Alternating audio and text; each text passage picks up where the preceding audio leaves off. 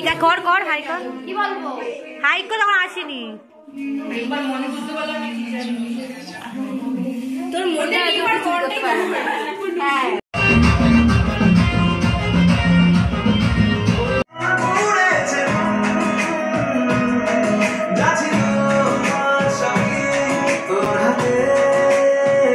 Hello everyone, আজকে ছিল মানে 17 জানুয়ারি ছিল আমার বোনের জন্মদিন। তাই জন্য সকাল থেকেই জন্মদিনের প্রিপারেশন শুরু হয়ে গেছিলো। আর আমি একজন হোম বেকারের থেকে তোমার কেক, কাস্টমাইজ কেক অর্ডার দিয়েছিলাম, তো সেটাই সকালবেলা দিয়ে গেছিলো। তো আমি আনতে চলে গেলাম টাটা কেক দিয়ে। দেন এটা আমি একবার ওপেন করে দেখছি, কেকটা এত সুন্দর দেখতে হয়েছিল, তার থেকেও বড় কথা খেতে এত টেস্টি ছিল। মানে আমি অনেস্টলি বলছি, আমার মিয়মোরের কেকের থেকেও ভালো লেগেছে, এত ভালো লেগেছে মানে কী বলবো। আর এটা হচ্ছে আমার ঠাকুমার ঘরটা। সেই ঘরটা অতটা ভালো নয়, রং করা ছিল না, তাও আমরা সবাই ডেকোরেশন করে এতটা সুন্দর দেখতে ঘরটা দেখতে খুব সুন্দর হয়েছিল।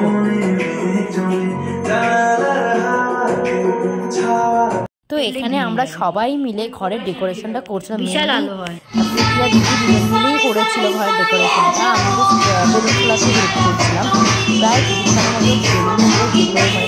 অনেক টাইম দিচ্ছিল। তারপরে খাবারের মধ্যে ছিল অনেক কিছু মেনু, তোমাদের সেগুলো আস্তে আস্তে পরে জানাচ্ছি। তো মা এখান থেকে ডেকোরেটারের মাল থেকে বড় কড়া, খুন্তি, ওভেন এগুলো ভাড়া করছিলো। এখানে আমি চিকেন রান্না করছিলাম। আমি চিকেন আর তোমার ওই কাশ্মীরি আলুর দম, এই দুটো রেসিপি করেছিলাম। তো মানে কিছু কিছু স্ন্যাপ দেখাচ্ছি এই মানে জন্মদিনের।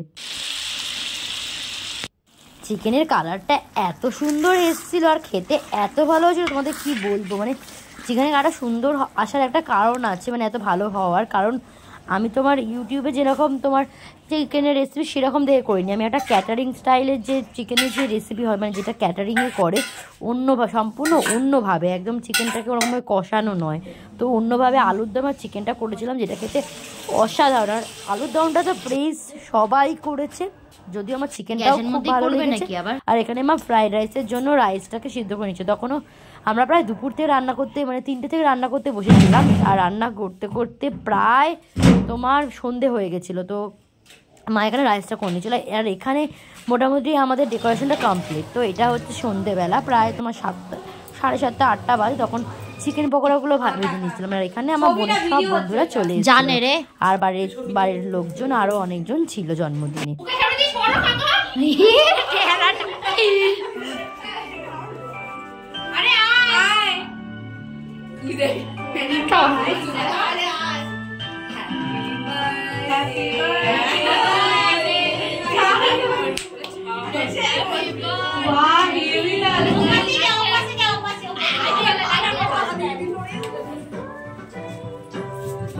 वाओ, केकটা কি সুন্দর দেখতে।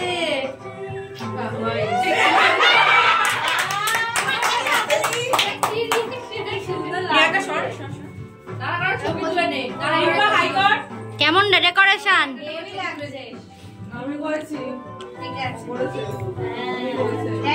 আর আমার বোন তো ভীষণ এক্সাইটেড, দেখেই বুঝতে পারছো, মানে জন্মদিন নিয়েও পাগল হয়ে যাচ্ছিল করার জন্য। আর খুব সুন্দর সেজেছিল, আর বন্ধুরাও সবাই সুন্দর সেজে এসেছিল, আর খুব মজা করেছে। আর আমাদের সবার খুব আনন্দ হয়েছে। আর এখানে চলছে photo session. Happy birthday to you, happy birthday to you, happy birthday to you, happy birthday.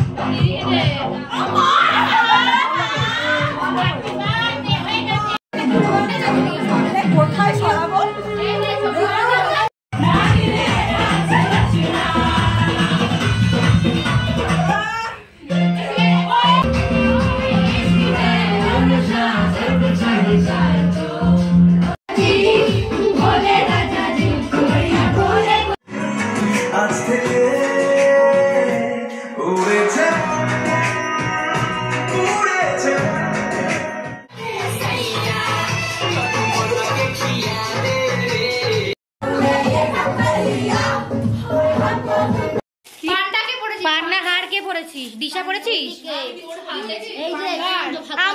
তো নাচ গান, তারপর স্টার্টারে তোমার চিকেন পকোড়া, তারপর কেক খেয়ে প্রায় রাত হয়ে গেছিল, প্রায় 10টা সাড়ে 10টা।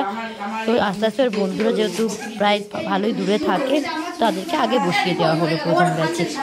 তো খাবারে অনেক কিছু হয়েছিল। তো প্রথম থেকে তোমাদের বলি, প্রথমে ছিল কড়াইশুঁটির কচুরি আর কাশ্মীরি আলুর দম। দুটো খেতেই জাস্ট অসাধারণ হয়েছিল, আর সবাই মানে খুব তৃপ্তি করে খেয়েছে কড়াইশুঁটির কচুরিটা দিয়ে আলুর দমটা। তো তারপরে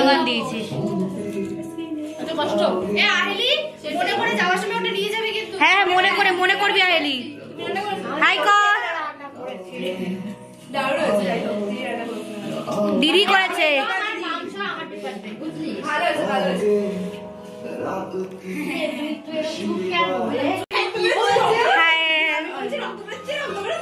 কাল স্কুল যাবি তোরা? যাবি তোরা কবে স্কুল? মাংস নে, ও লজ্জা করে মোটা হয়ে যাবে বলে। খা।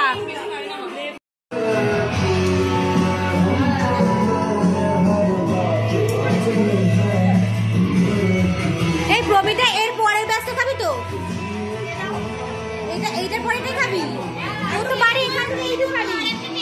তারপর তোমার ফ্রাইড রাইস, চিকেন কষা, চাটনি, পাঁপড়, মিষ্টি, এই ছিল মেনু। তো তোমাদের ভিডিওটা কেমন লাগলো জানিও। আর এখানে আমি রিয়েল ভয়েসগুলো একদমই মিউট করিনি, আর জানি কপিরাইট ক্লেম আসবে, তাও স্টিল ভিডিওটা সুন্দর, তাই আমি মেমোরি হিসাবে রাখলাম।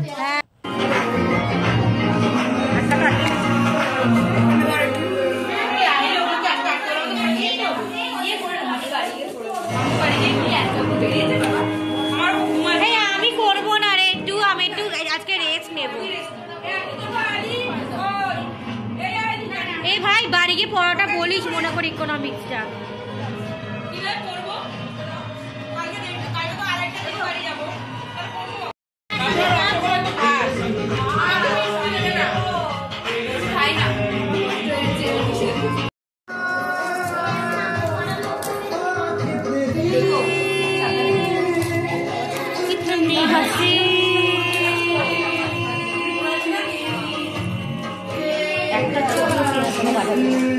আচ্ছা, আগে দিয়ে বললাম প্রিয়াঙ্কাকে।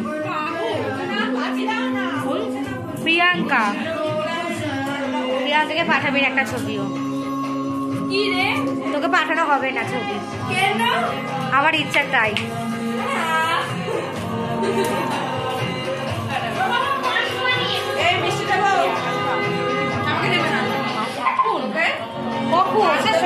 ভালো মিষ্টি খাস না? তুই মিষ্টি খাস না? কবে দিয়ে রে? ও